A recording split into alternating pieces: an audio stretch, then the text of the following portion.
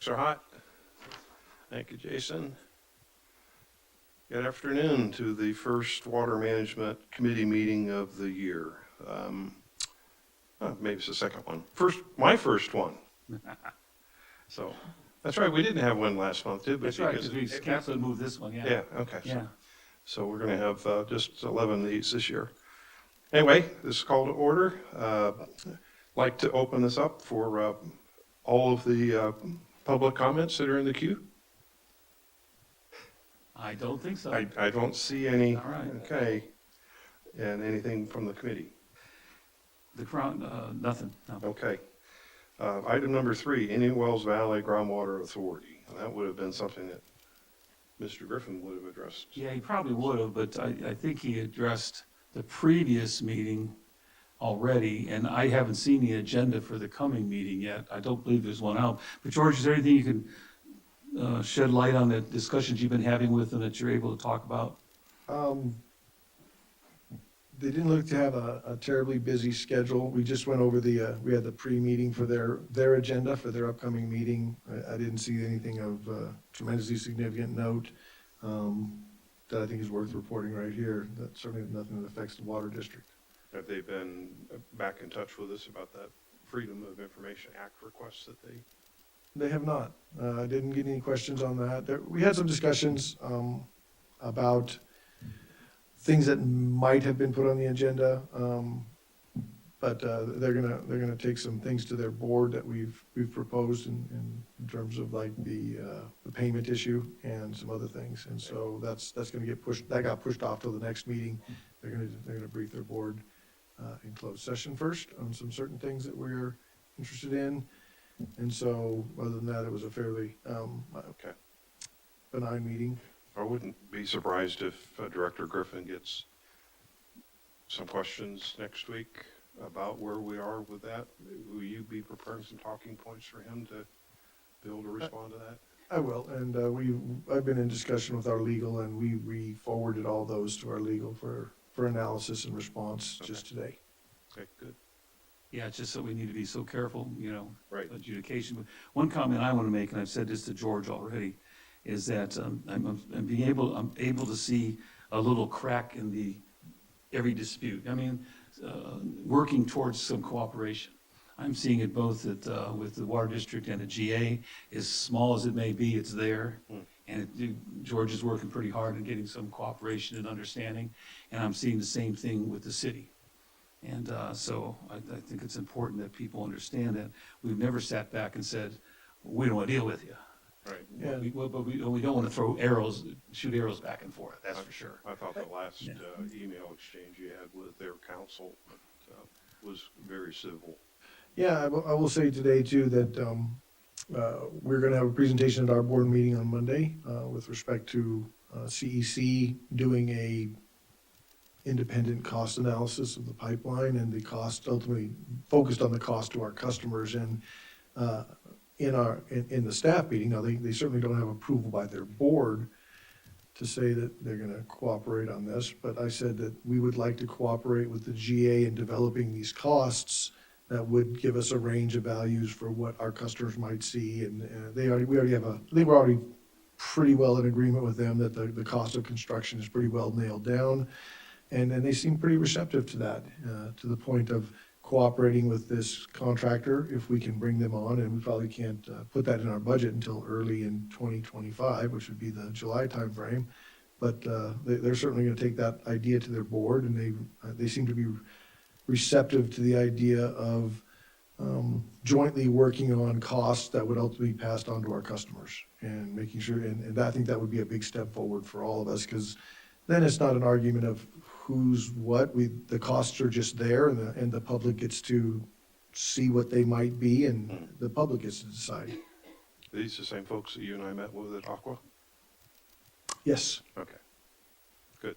I somehow lost the thread where how that. Yeah, so they're good. That company's going to present on Monday, and then hopefully they will cooperate, because the GA has really all these costs, a lot of the cost pieces that they would use.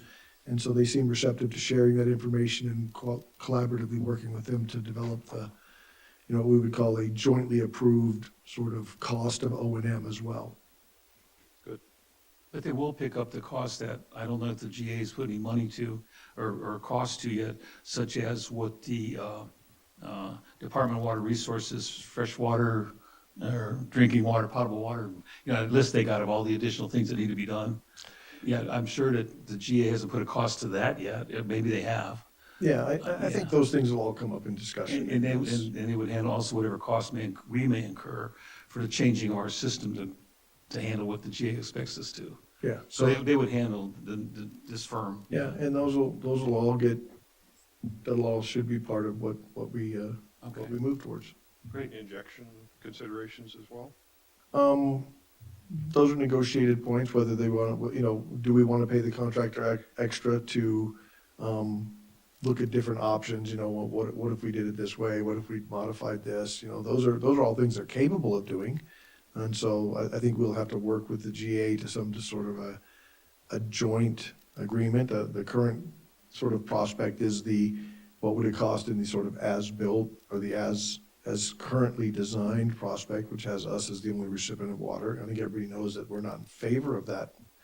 And then, certainly from that, we could always separately contract with them and say, well, give us what this option is if they added an injection well, or give us this option if, So I think we start with just the basic agreement of like, this is what it would cost if they build it the way they have it currently designed. And then we start moving to other alternatives or tweaks if that's possible. Because the only way to look at it now is tying it in our system. Have they looked at injection? The GA, no. Okay, because even though there may be I don't know what the cost would be for that additional, but you may not have to do all those requirements that came from, Yeah, you do differently. yeah, because once it's injected, it now becomes groundwater, eventually it gets to our aquifer.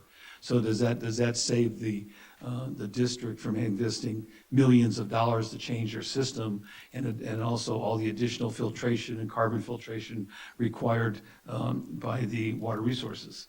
So if you take all that into account and what that's going to cost and convert into injection well, but they haven't looked at it. But Well, that's and I think something. those are legitimate questions, but, Yeah. Ultimately to really get to the point where we can have those joint considerations, I think we gotta take those baby steps, like, as you said, to try to get that working relationship a little bit better so that, we can sit down jointly together and say, well, okay, how is the offset? What if we have to make, a large, a really large 10, 20, $30 million change to our system versus what if we did it this Right. way? And those are things that hopefully we can have discussions, but I think the positive step is the fact that we'll work together to at least come up with the design that they have. This is what it'll cost the customers, and then we can open the question book and go like, well, what if we did do it a different way?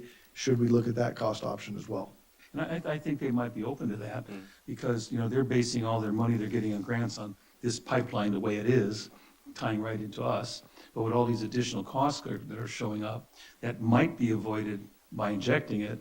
It's something that, your working relationship with them might get them to start looking at. Say, like you said, instead of spending 25, 30, 40 million dollars additional, why don't, if we look at injection well, which might cost, I don't know, 10 million?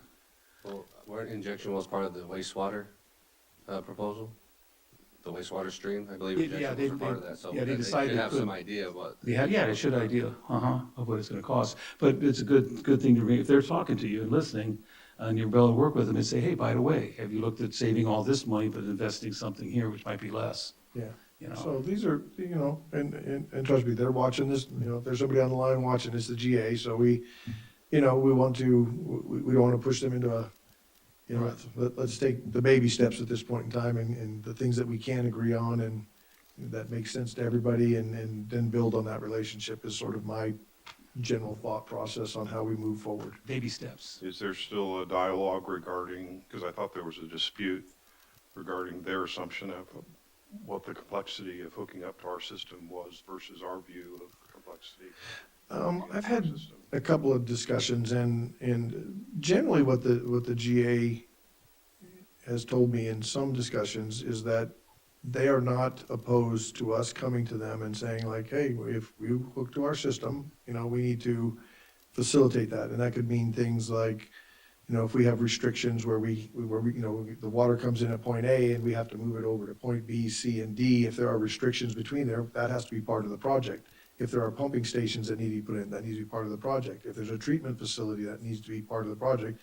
They've seemed receptive to us trying to generate costs for those things and allow them to put that into the overarching part of the project that's there. And I know that their engineers are already talking to us about, do we have certain types of aeration or whatever in the tanks that we have, and should we have, and do we have mixing things? And they're certainly considering things on their side already.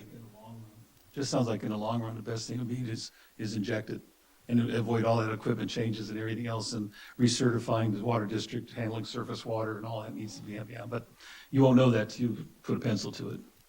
Yeah, and, and that's where a company like this, once they build the basic base of stuff and get integrated, I think it becomes easier for them to start coming up with costs for different permutations or variations of the design, and how does that compare? And those are things that, need to be done. Good. Okay, It's slow, but it's moving. thank you for that. All right. Next item, number 4, future LADWP aqueduct water releases. This Boy, I is, wish we had it now. I was gonna say, I think the question is, with the recent rains, I would assume that they're going to resume. I mean, because what got dumped on the mountains and what got dumped upstream, they were already releasing not long ago, and one would presume that you just can't assume this is the last storm of the year. Mhm. So I'm not here to say I'm 100% right, but logic would tell you that there are probably more releases coming. Has there been any movement with contacting LADWP and trying to use our contacts there, whether it be through Tim or even Chris Ellis, who offered, he knows people. Have you made any movement in that direction to talk to them? Because like I said, it's ripe right now. They want to do something. And I think now's the time to grab hold of them. So and I know it's something else on your plate, but man, just a friendly phone call to who's ever in charge and say, hey, we want to open up the books on this again. Yeah, and I talked to Chris a little bit when we went to a fantastic tour of the COSO facility, and we want to thank them for that. That was super informative, great, interesting place. But I have not yet reached out to him again to say, let's take that next step. I've been focused on the GA and getting Chuck and the city together on recycled water and working on the cost overrun stuff. So it's on my checklist to do. I don't want to lose, I mean, if it's just one phone call, to say, hey, Yep. we are interested, and we don't want to back down, and we don't want them to forget about us. And Tim may be able to have a contact as well, because I know he's very familiar with them there. And I don't know who Don's contacts were, but I don't think if you had to pick up the phone and call Don, he'd probably give you the phone numbers for everybody to talk to up there. But I just think it's important that we make some kind of talk and say, because this is happening again this year, and it's going to happen again next year. yeah, we'd like to think about This is, a different way of this doing is ripe, and I think we need to take advantage of it. And one of the things I will say that I'd like to do before I talk with LADWP is we all know that we're in a financially constrained Right. spot right now. There's some information from some of our consultants, Tim at Ramble in particular, where, Right. I would want to talk to him if I was to approach LADWP and say, hey, these are maybe areas or ways, because I don't have a full, I don't have a real thought or idea like where or how, and he's got some ideas, but I just haven't had time to Well, we've sit down with Tim. we've done that. That study exists. When we were, I guess it was a quotation or something, it might be 15, 20 years old, but all that effort went into selecting areas, locations, where's the best for injection. That's done. And don't forget that LADWP, if you will, at one point, and I don't know if they are willing to pay for the whole installation. Yeah. So the only thing involved with us basically is maybe consulting to brush off the book and say, is that location still a location? I can't believe it changed. Yeah, there is that infiltration study that was done, and I did read it, but I will say I still came away from that with more questions, and that's what I want to talk about. We put together a formal report. for Yes. LDWP. Did we do, is that? all I It didn't do. was a response to an A cor- RFP. That's right, it was a response to an RFP and had a lot of information that we're talking about in there. But I think George is referring to the new information that we might have from Ramble that might shed light on maybe a better spot. A better spot, Hmm. yeah. Some of the We didn't things, have, the underground information. I'm just saying that I don't think that we're looking at, any money's a lot of money, but I don't think we're looking at extreme amount, especially if we go on the belief that LADWP will put the system in. yeah, so Yeah, I think the short answer is, it's on my list. Yeah, it's on your I list. have not gotten to it yet, but I will get to it. just one phone call. Okay, Yeah, Okay. okay. Potential impact of recycled water on the district's need for imported water. let me just comment that we had recent discussions with the GA in which we all sort of sat down and said, like, given where California conservation's way of life is gonna limit our future use and where we're at today, so we seem to be in compliance with that rule, but like, as you see our water levels decreasing, there was sort of this presumption by either the GA or certain staff members that like, oh, at some point your water use is gonna go up, and that's probably not very likely, given that California, we're kind of right in compliance at this point in time, and we think that like, under that rule, it's not gonna allow us to have a lot more water. Given that presumption, we talked about, if you look at what the Navy's using and what we might get as an allocation under either their scheme or under the adjudication lawsuit, our real need for water is probably closer to the 1,800 to 2,000 acre feet, which is significantly less than what was initially estimated. So now we're seeing that, just through the fantastic work we've done in conservation throughout the community, and thank the community for that tremendously, that amount of water that the district would be responsible to get or pay for, however you want to look at it, is actually going down pretty significantly versus some of these, 5,000, 6,000, 8,000 acre feet estimates that were put out several years ago. So the city is, and I know you broke ice with them on this particular thing, and they're willing to continue talking on it. It isn't anymore that we can't talk to you. That's the main thing. Yeah, and the city said, the city's position is essentially there is a lot of litigation going on, and I think the city's position is some of that litigation will open doors for us to have further discussions about recycled water and working with them, and they seem favorable to doing so, but certain things have to get settled in court first. And the GA had basically discarded interest in recycled water because they thought their experts were telling them it was going to be too expensive. I've heard conflicting stories. They chose not to fund further, so there was a point where the GA could put additional funding towards recycled water, and they said no. And I think, having looked and had further conversations with them, that was driven more by we just don't have enough money to study and do the pipeline at the same time. So they sort of chose their path, which was the pipeline. And it's not that they said we're never going to do recycled water. It's just we don't have the money or the resources to do both, to try to plan and develop both of these projects at the same time. So that's just put on the back burner indefinitely. And there's no plan at this point from the GA to look at that, probably until they get a better understanding of where they're going with the pipeline. The issue that they mentioned, that I definitely remember this, is they didn't want to go to this, because state has money for recycle programs.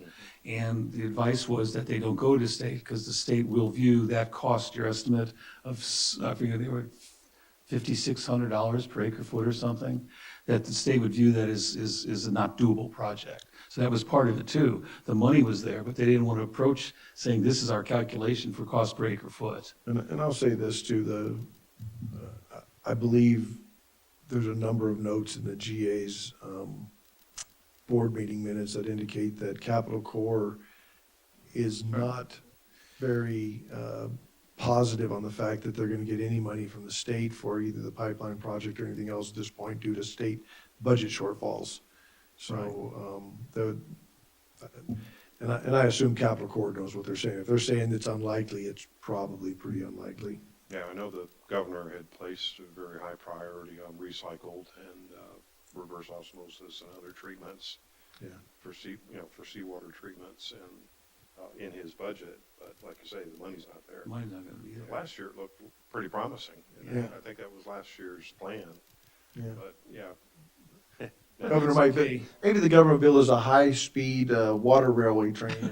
You can use all that elevated, you put aqueducts above ground on that same structure, yeah, if you wanted to. But yeah, that's an issue for that, but also I want to say it was $5,600 per acre foot, it was a ridiculous amount. I don't remember quite that high, but I remember. It was pretty high, More but- expensive than. But even if you took the one that we did, 6 or 8 years ago, and inflated it to now, it was not nearly that. Right. And so that's what we asked Chuck Krieger to dust that one off and update the numbers.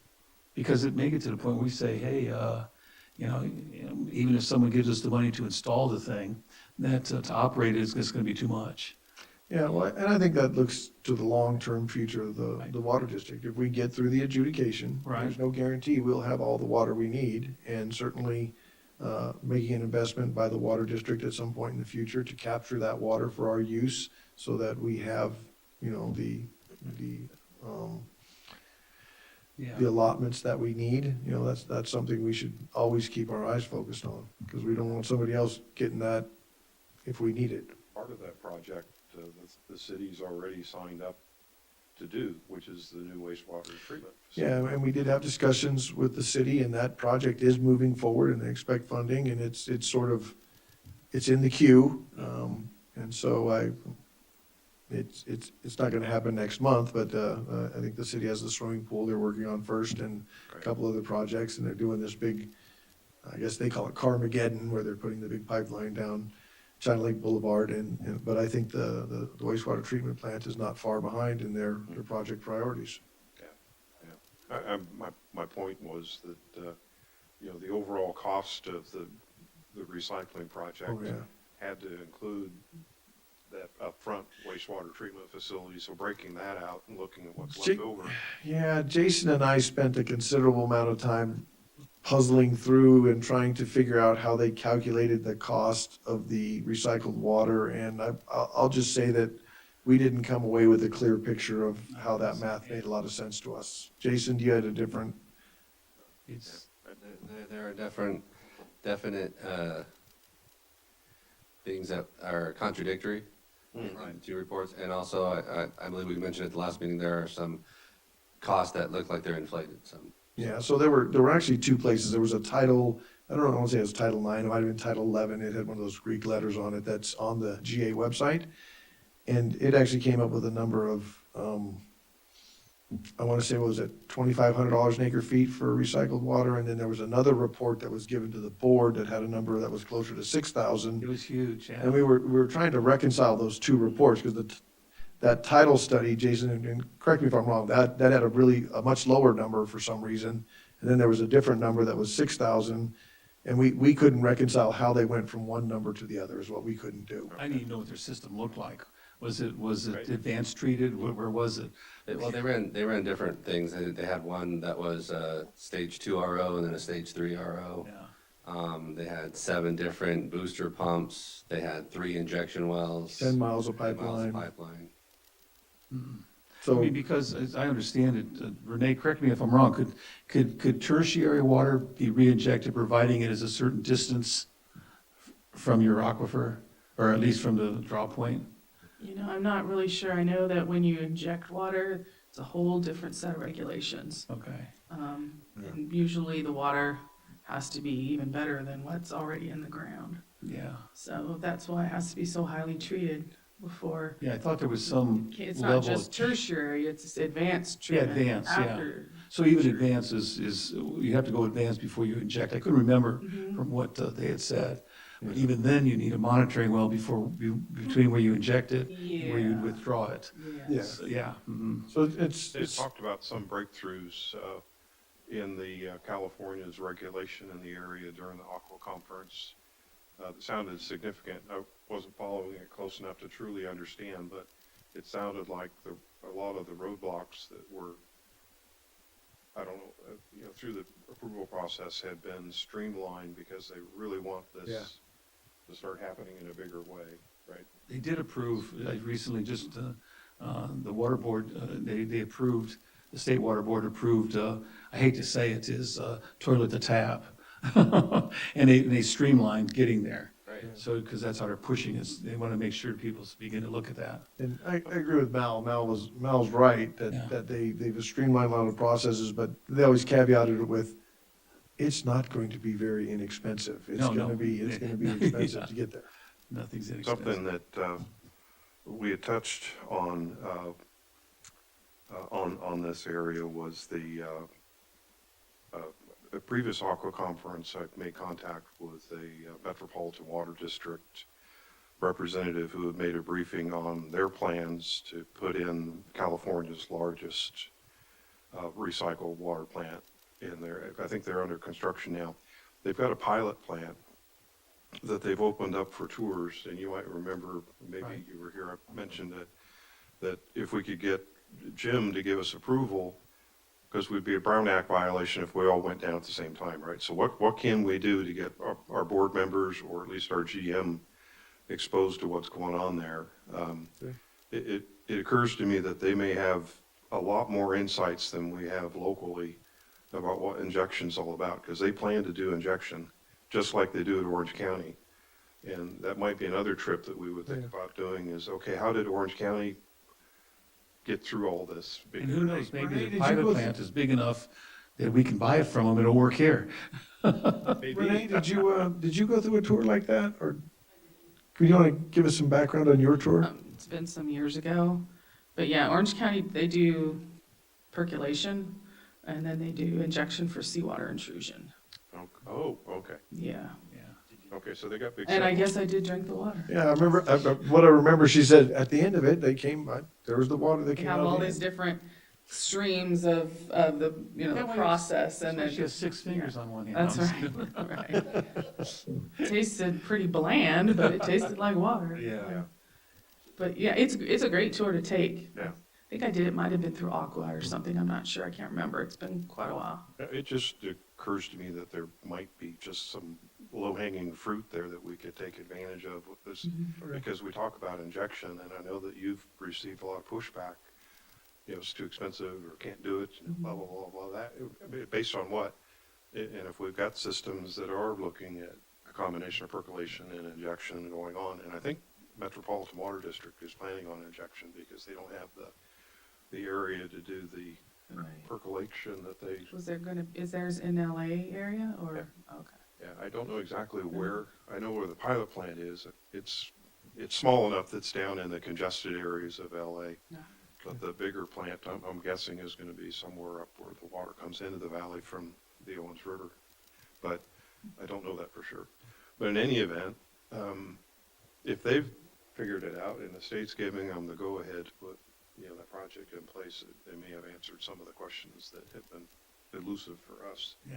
But, Well, it's worth looking at, and it's, I'll reach out to them again, George. I gave that contact to Don Okay. when he was here. I'll No, dig it out. and I did meet the Orange County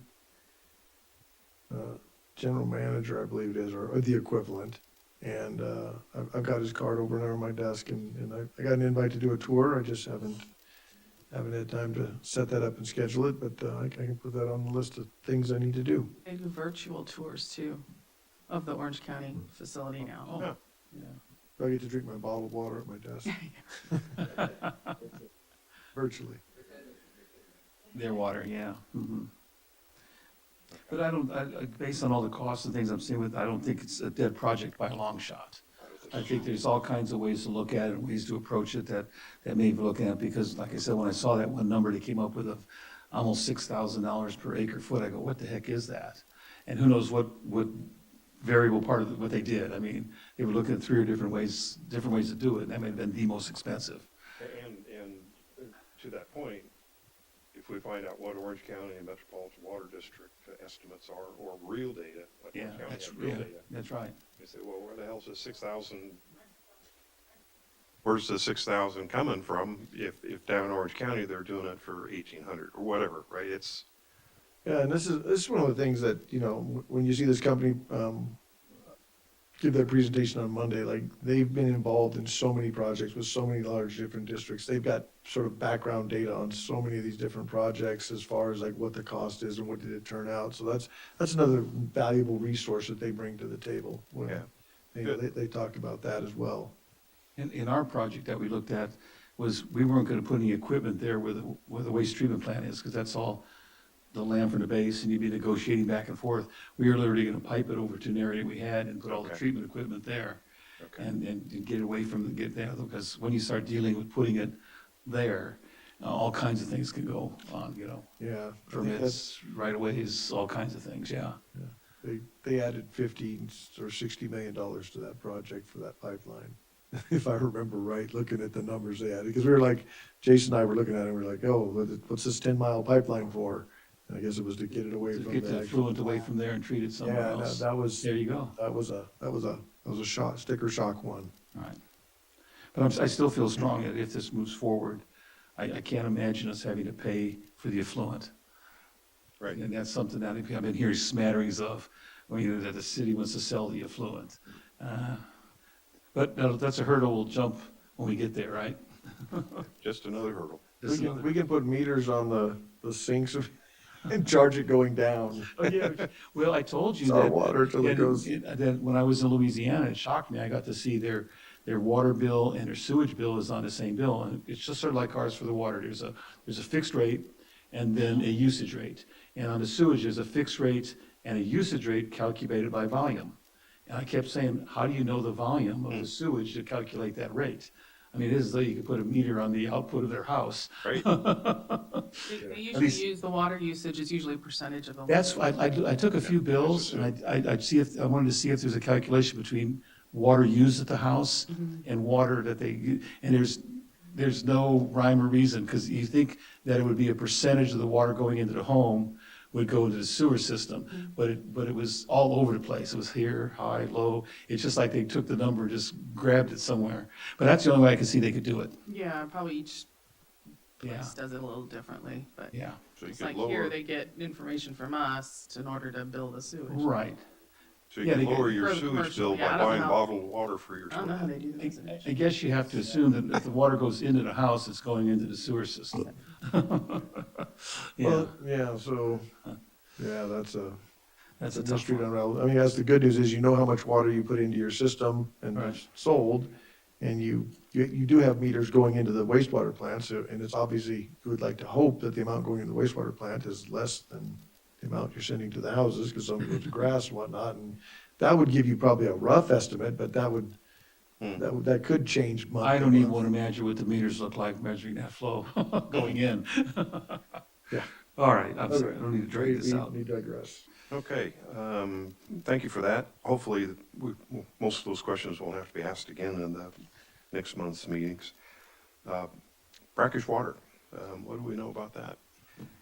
I think we're waiting for the final report, and probably given the budget situations that we're in, and in terms of, our budget is a little tight, I don't know that there's a lot of room for us to invest further money in that particular area at this time. I don't see the potential for us to be able to leverage that for additional water in any way that I can envision. And most of it was grant money, and I think their next grant would be to build a pilot plant. And being the state doesn't have a lot of, I doubt where they'll get the money for it. Because that would have been the next step, approach the state for a grant to put a pilot plant in. And who was leading that? Was that Wade Major or? Yeah, I think Yes. Wade Major was leading, wasn't he? Yeah, Yeah. he's the one who's the project manager. Yeah. Okay, he's the project Okay. manager. And there, Is Anthony working with him too? Well, he works for Anthony. He works for Anthony, okay. yeah, I mean, they kind of ran to that roadblock with the base where they just don't want people out there, on their range. And, the place where you'd get water, that's where it's at, so It may have lost its sparkle, the whole idea. And it's gonna be up to the leader, the project leader, if he wants to proceed to look for a grant to put a pilot plan in. I don't, I think we all kind of agreed that it wasn't worth pursuing because Yeah. the ideal place to put it would be on base, Right. and that's just not doable, so. Well, that's why I was, that's why I was. And it's not additional water. I mean, it's still water coming out Yes, of our aquifer, exactly. so. But that was something that I've said, that if the technology is good, that is something why don't they just offer that to the Navy? Say, hey, here's the technology, we've done a lot of work on it, and if the Navy want to progress to put something, because a lot of naval bases have put systems like that, brackish water systems on location. So if they want it, somehow if you could get the base to do that, I mean, what are you talking about? They would not be taking from our aquifer at base roughly 2,000 acre feet a year. Yeah, and I'll say if there are any people who really love interesting new science, there's an MIT study that was put out where they did they developed a new means of desalination that is not reverse osmosis, and it was actually super cost effective. Which base put that in? Because I know it's been put in. No, this is like literally only been done on like the Small scale. laboratory scale Oh. by some really smart people I at saw that. Massachusetts Institute of Technology, and it's been on the internet a couple of times as can they take this really small laboratory scale experiment and develop it into, even a pilot-sized plant that's doing real stuff. But it was some interesting stuff. If people like to read about water, that's kind of DOT invention has that invested a lot of money in it, because I'm trying to remember the base that put it in, and it was a big splash in the papers in the location, and it wasn't reverse osmosis. It was plates of, we have plates that attract molecules and atoms and pulling everything out. I'm losing the term. Electrolyte. Yeah, and it was done that way, and they were very proud of this thing, and it was going to handle all their water needs with brackish water, and I'm trying to dig that out, but that was about 5 years ago. They were tooting their horn about it, and I want to say it was a Navy, maybe it was an Air Force base. Maybe Nellis or Yeah, something like someplace that. in New Mexico. So I'm just saying that the military has El has an Paso. interest in, what's that? El Paso. El Paso. Might have been it. The military has an interest in that.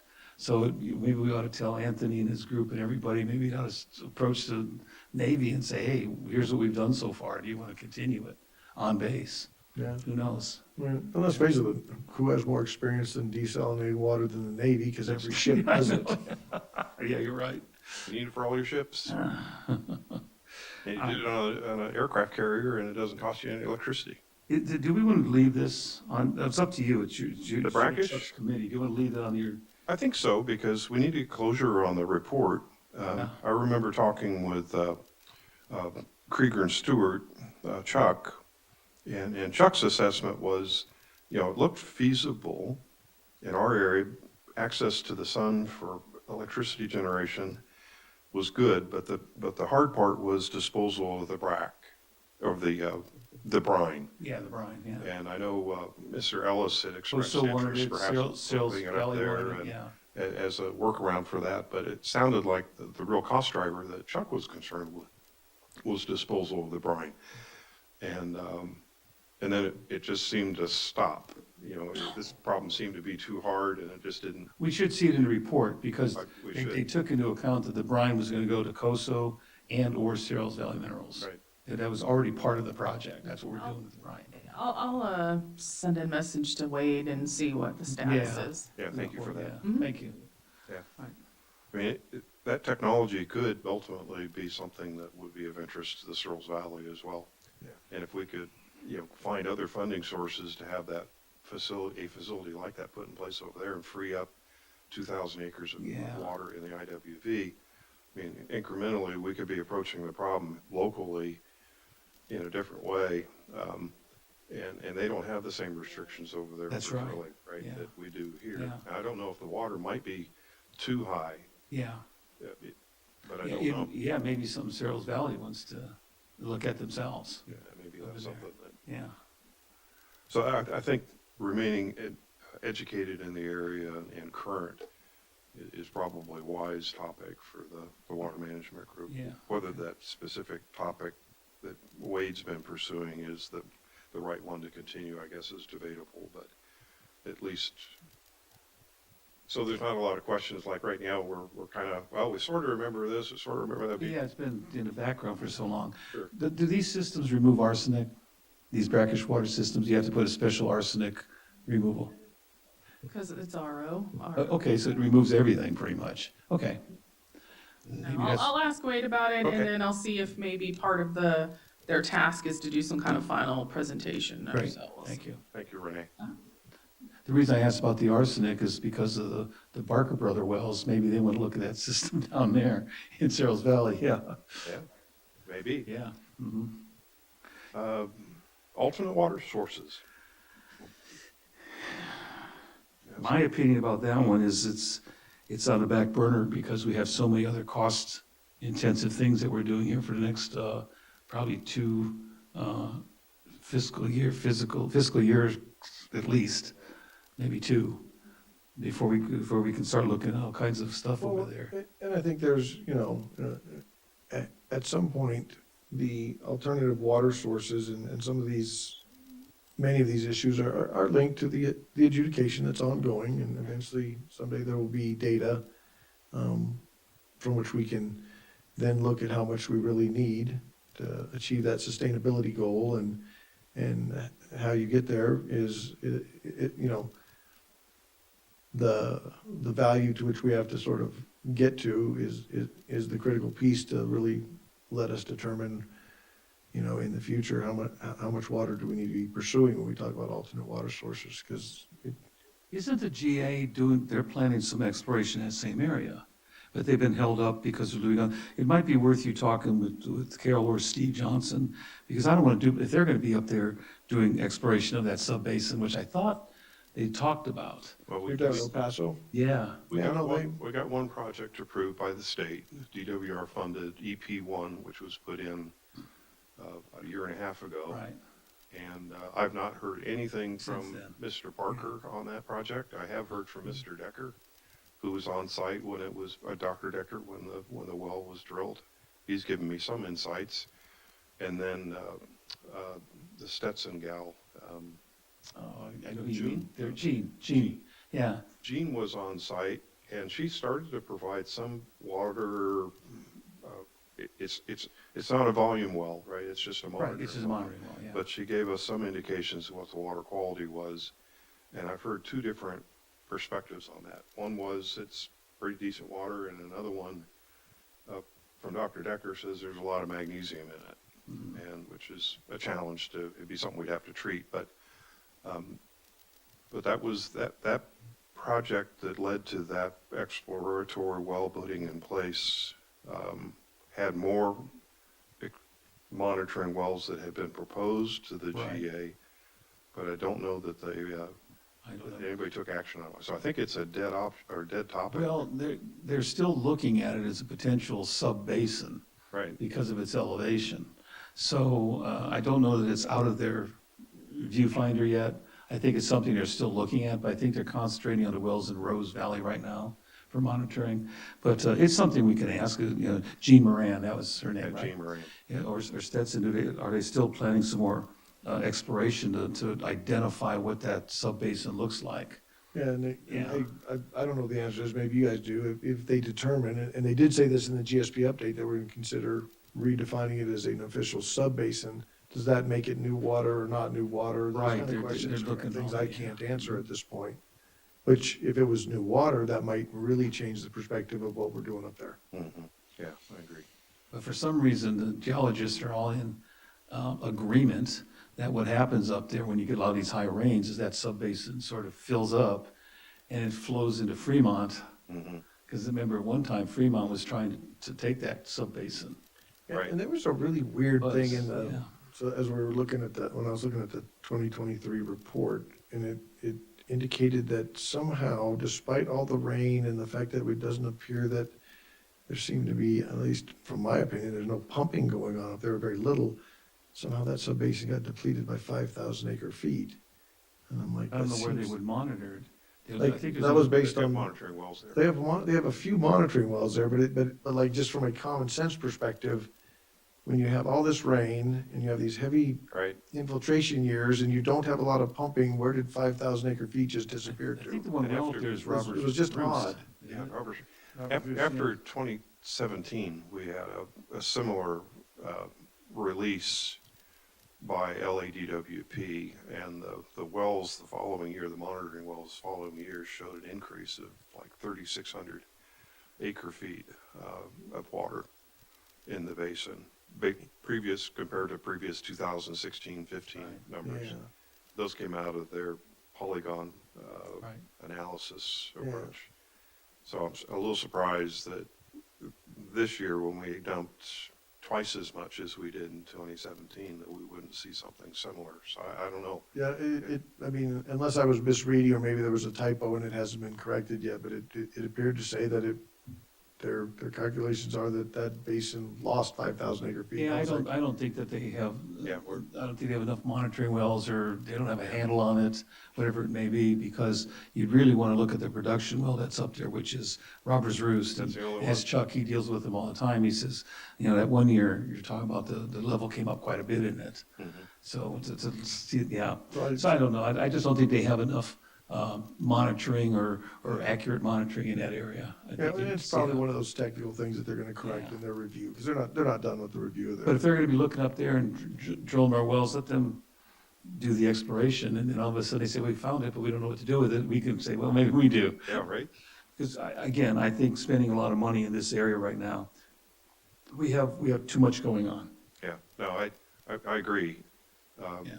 But I think that, you know, the GA's approach was similar, that they didn't have the money either, so they were going after grant fundings through DWR. But as we just mentioned earlier this evening, the money in the state is in jeopardy right now. You're only So 68 billion in the hole. only. Only. Okay, future agenda items. Any thoughts there? Okay. I don't either. I mean, I like the dialogue around these particular topic areas, and maybe based on some potential suggested actions that our GM may take, we may have some additional insights into this. Of course, Renee looking at, talking with Wade about a possible follow-up to the brackish water update to us.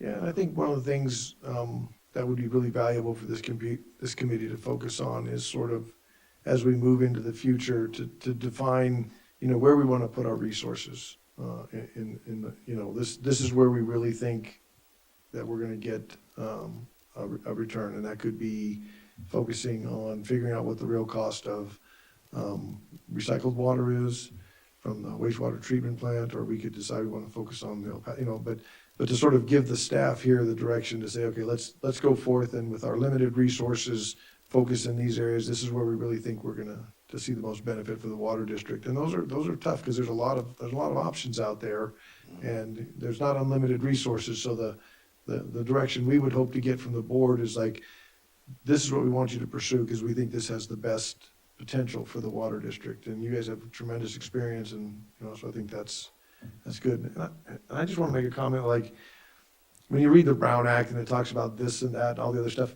the discussion that we had today is exactly the kind of discussion that the public should be having access to, where we really are just exchanging ideas, talking about all this different stuff. The public could watch this meeting, go like, oh, we really understand what these guys are really thinking about. So I think that's, you know, this meeting might go a little bit long, but I think it really hits the actual intent of what the Brown Act wants to see happen.